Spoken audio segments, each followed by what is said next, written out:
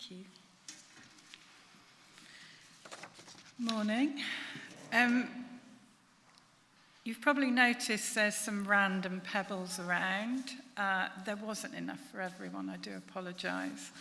I wasn't carrying it down, my husband did. But please, if you have access to one, there is a part through the talk where it will make more sense.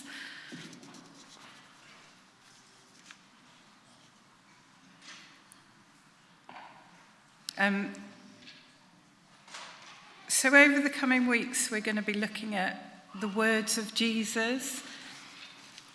This whole thing excites me because his love for us is unconditional, and to have the privilege to speak about it today, I'm not quite with it myself because this is God. So we're going to listen carefully to what Jesus is actually saying, not just as familiar verses, but as words that still speak into real life today.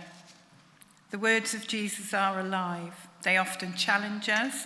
They speak to children, teenagers, adults, and the elderly. They reach into our daily lives, our hearts, our families, and our communities. And they often turn upside down the way the world thinks about success, happiness, and blessing. So I want to say from the start, this series isn't about getting it all right. It's about learning to listen, and I'm very much on that journey too. And today we start with the first words Jesus speaks in the Sermon on the Mount, words that set the tone for everything that follows. Blessed are the poor in spirit, for theirs is the kingdom of heaven. And blessed are those who mourn, for they shall be comforted.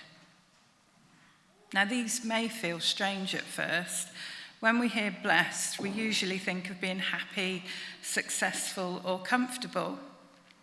But Jesus blesses something very differently: honesty, humility, and the courage to face sadness. I think I've got a picture up, yes, of setting the scene. Imagine this scene in Matthew 5. Jesus is sitting on a hillside. The sun is warm on your face, which we need right now. A gentle breeze carries the scent of wildflowers, and birds are singing nearby.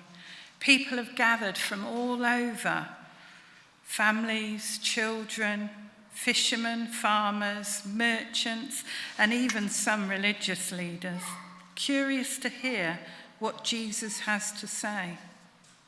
Some are tired, some are hungry, some are carrying grief, worry, or shame, and some don't even know why they're there. Jesus sits among them. He doesn't sit in a grand hall or behind a lectern. He sits with the people among the dust and the grass.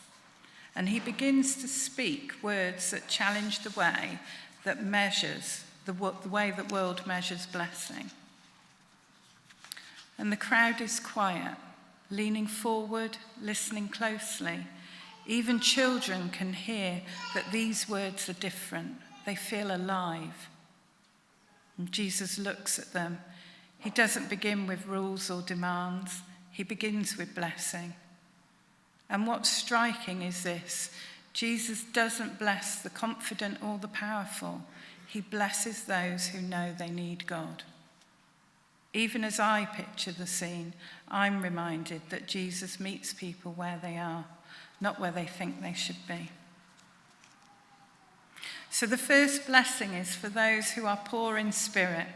Being poor in spirit doesn't mean weak faith. It means being honest about our need for God. This is something I have to relearn often. It's like when a child reaches for something high on a shelf and asks for help. That moment isn't weakness, it's trust. And I've learned this in my own life, especially as a mum of 5. Mums carry so much weekly calendars, not just for ourselves, but for the whole family, meals, holidays, clothing, cleaning, tidying, keeping everyone happy, healthy, and achieving well. We care for others even when we are tired or unwell ourselves.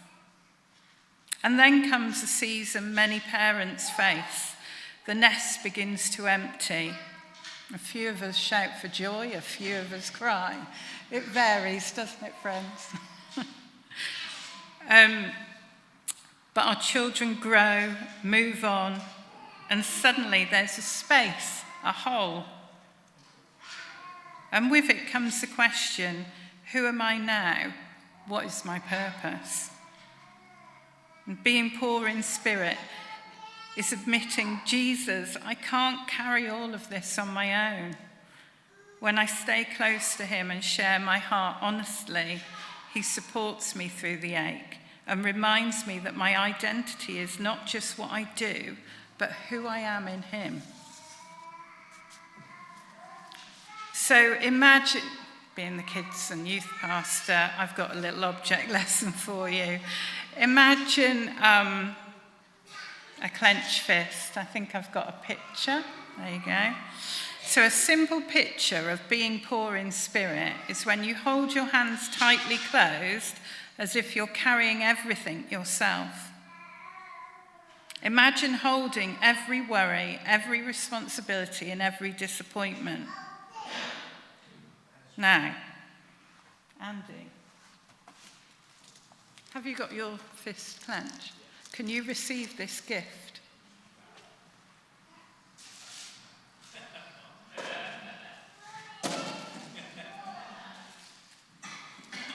a minute. So you can't when your hands are closed. We need our hands open.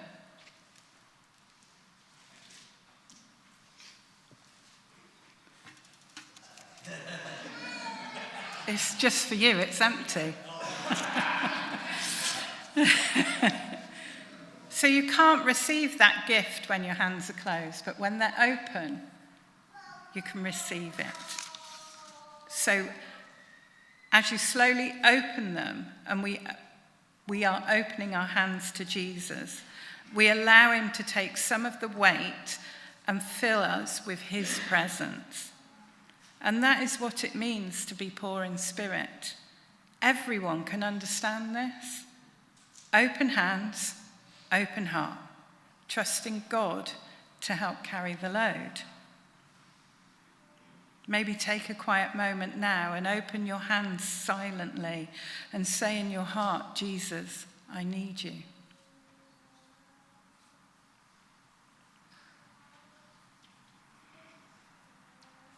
And the second blessing is for those who mourn. Mourning doesn't only mean grieving the loss of a loved one. It also means facing sadness, disappointment, or the brokenness of the world. We are invited to reflect on the nature of mourning. This mourning can encompass personal sin, the brokenness of the world, or the loss of loved ones, so all those things. And Jesus doesn't tell us to ignore our sorrow. He doesn't shame our sadness. He says those who mourn will be comforted. Now, this became very real for me when I lost my mum suddenly. I was heartbroken. But through my love for Jesus, I knew God was with me and that my mum was safe with him. Even in the practical details of repatriating her body, God showed his presence in the small and gentle ways. My dad and I had to drive up to Scotland, and we were on the motorway, and we overtook a lorry, and on the side of that lorry was my mum's maiden name. And I knew in that moment he was with me. So my heart, my hands were open to him, and he was talking to me.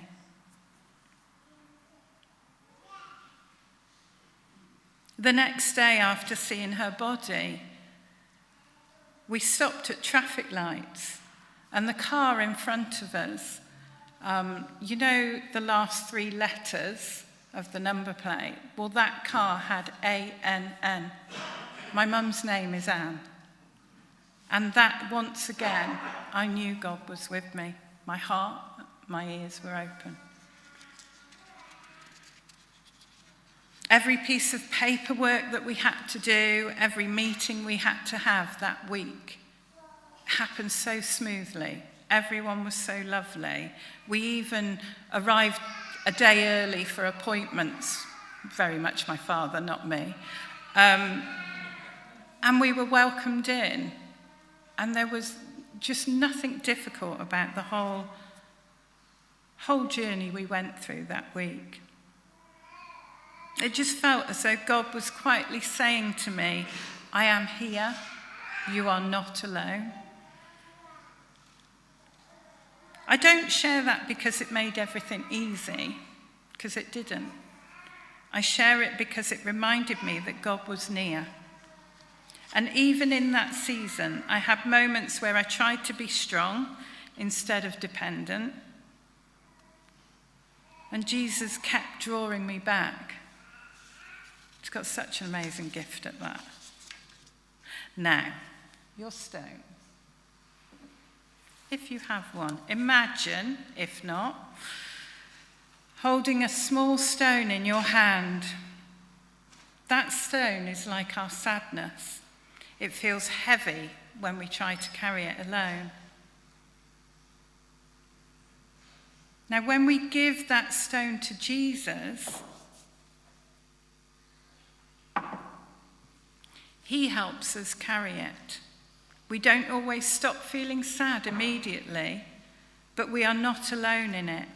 God is near, carrying us through grief and comforting us. Now, if you're carrying something heavy today, imagine, especially if you've got one of these pebbles, imagine placing it into Jesus' hands.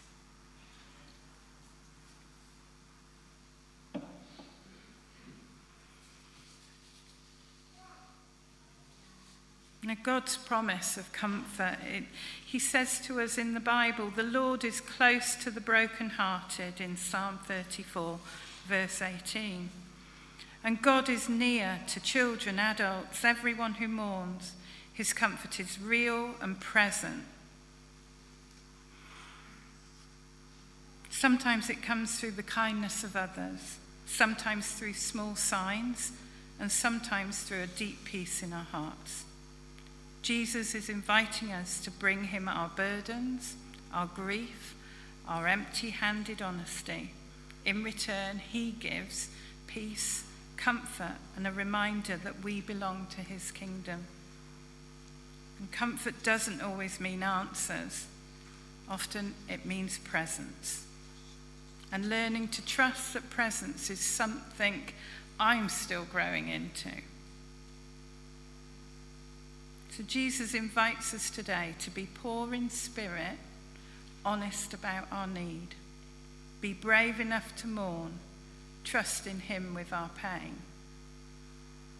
Open your hands or your heart and quietly say, Jesus, I give this to you. Feel the peace that comes from letting him hold your burdens.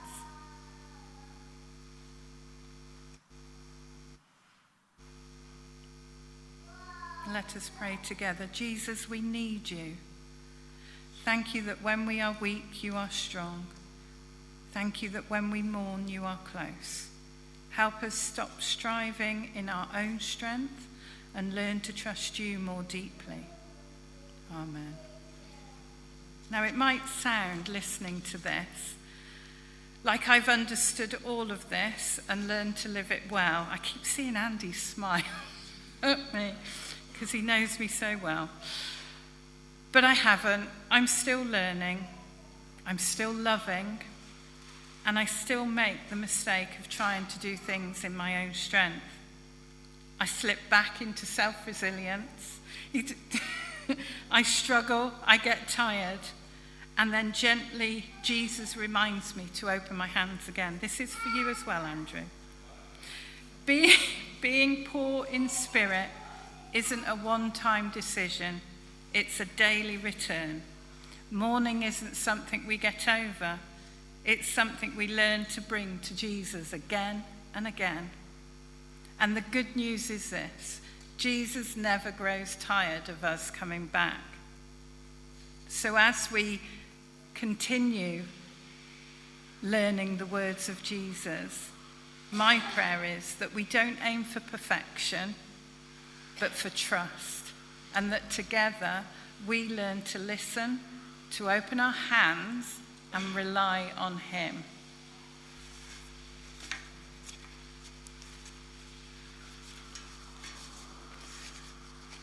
I do have one more, sorry, Karen. At the end of the year, when I started thinking about this talk and praying about it, and I was thinking about prayer as well, and working in a church, you get an awful lot of resources pop up on your phone or in your emails, and one from 24/7 prayer came up, and it's a prayer guide for the new year, and I thought it fitted in quite well with what we were looking at today, and also from what Andy was talking about last week. And they've done a prayer guide for the new year. So pray through your dreams for the year ahead. All you need is a Bible, a pen, and a piece of paper. And what I've done, I've printed a few up. If we run out and you want one, I can print more. But this just helps you. It's just a prayer guide to pray through your dreams for the year ahead. So I do highly recommend it. And I've got some by the door for you. Thank you.